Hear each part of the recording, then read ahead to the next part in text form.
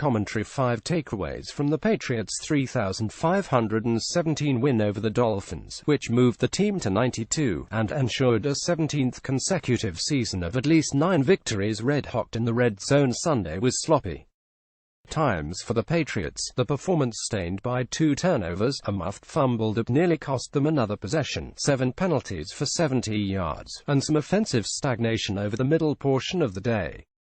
"We left a lot of plays on the field," Bill Belichick said. "We had a few lapses in the game, yet New England eclipsed 33 points for the 3rd straight week since its bye, and overcame its first giveaways since October 15 by turning all 5 of its red zone opportunities into touchdowns."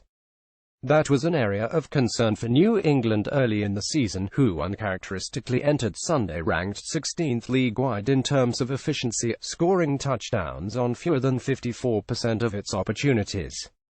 The Pats had converted 23 of 43, and were particularly poor in the 4-game stretch when they failed to score more than 24 points leading up to the bye. In those contests, they moved inside the opponent's 20-yard line 15 times. Only 6 of those resulted in touchdowns. Since the week off, the Patriots have gone 4 for 6 against the Broncos, 2 for 3 against the Raiders, and with a 5 for 5 effort against the Dolphins, they're now 11 for 14, 78.5% over the past 3 weeks. With that, New England is up to 58.3% for the season, and fast approaching last year's 64% clip. It's Lewis and Burkhead's backfield. When the season began, New England's running backs quartet seemed to be just that, with 4 players sharing the responsibilities as roles continually evolved. After his Super Bowl heroics and off-season contract extension, James White certainly seemed a big part of that equation. Mike Gillespie, too, especially after scoring 3 times on opening night. But after 11 games, the chief roles in the backfield appear at this point to belong to Dion Lewis and Rex Burkhead. Gillespie has been a healthy scratch each of the past 3 weeks, and White had 3 late carries to go with another quiet receiving day that leaves him with 1 catch for 1 yard on 3 targets over the past couple of weeks. Meanwhile, Lewis eclipsed the century mark with 112 rushing yards on 15 carries against the Dolphins, looking strong and elusive and every bit the game-changer he appeared to be before tearing his knee 2 years ago. And Burkhead added 50 yards on the ground, taking one of his 13 carries for a touchdown, then later adding a second score on a short reception. In all, Lewis and Burkhead combined for 31 of the running back group's 35 touches. Some of White's lack of use could be attributable to the Patriots' lack of depth at receiver, given that he's lining up outside with more frequency, and rather than matching up against linebackers or safeties, he's seeing coverage from corners. When Chris Hogan returns, or if Martellus Bennett can get healthy enough to be more of a threat, White's role may return to something closer to normal. This isn't to say he's an afterthought by any stretch. But as of now, the Patriots' backfield is a two-headed beast. And 196 yards say that arrangement is working rather effectively. Defense delivers. New England held a 7th straight opponent to 17 points or fewer, and this time the rest of the numbers reflected what the bottom line said about the play of the defense. The Patriots limited the Dolphins to 221 yards of total offense, which was 118 yards less than they've yielded in any game this season, and matched the second lowest number of passing yards the Pats allowed over the first 10 games. Matt Moore won't be confused with Dan Marino in Dolphins lore, but Miami's 154 passing yards were a season low for the Patriots' defense. So was the 67 rushing yards Miami managed. New England's 7 sacks were a season high. As the aggregate numbers suggest, the per-play averages were impressive, too, for New England's defense: 3.7 per play, 3.8 per pass, and 3.5 per rush. The Patriots also held the Dolphins to 2 conversions on 11 third-down tries, held Miami to 1 touchdown on 3 red zone trips, and forced at least 2 turnovers for the 3rd consecutive tilt.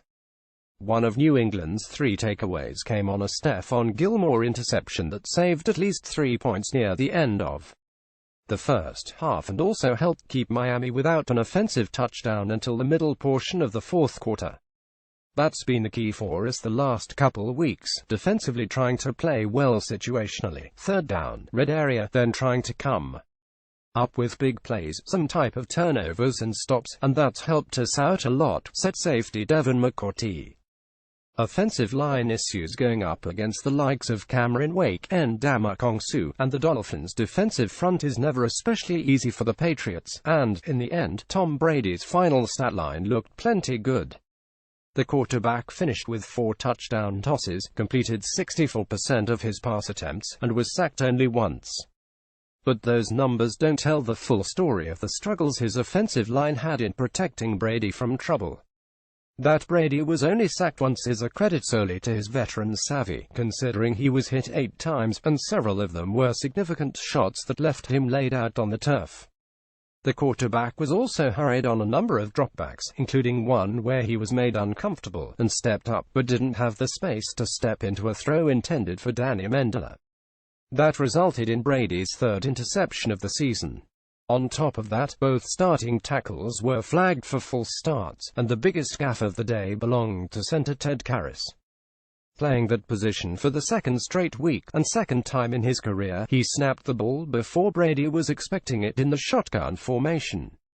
Reshad Jones scooped it as it bounced down the field, and brought it the rest of the way for Miami's only touchdown of the first 3 quarters. Clearly the Patriots managed to overcome Karras' error and their issues up front. But with these teams scheduled to meet again in 2 weeks, under the bright lights of Monday night, and on the road in Miami, the line might need to be better in the rematch.